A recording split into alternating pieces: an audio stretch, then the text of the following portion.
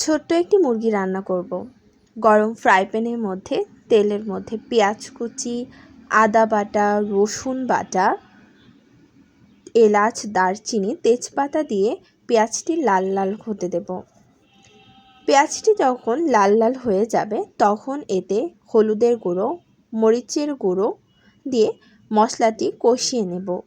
মশলা যত কষানো হবে রান্না তত ভালো হবে। এরপর এতে স্বাদ মতো লবণ দিয়ে নেব। লবণ দিয়ে মশলাটি আরও বেশ কিছুক্ষণ অল্প আঁচে কষিয়ে নেব। এরপর মুরগিগুলো দিয়ে দেব। মুরগি এবং মশলার সংমিশ্রণ যেন ভালো হয় সেভাবে ভালো করে কষিয়ে নেব। ভালো করে কষানো হয়ে গেলে এতে আলু এবং পানি দিয়ে নেব এবং ঢাকনা দিয়ে ঢেকে দেব। পানি যখন শুকিয়ে যাবে রান্নার করা মুরগিটি পরিবেশন করব।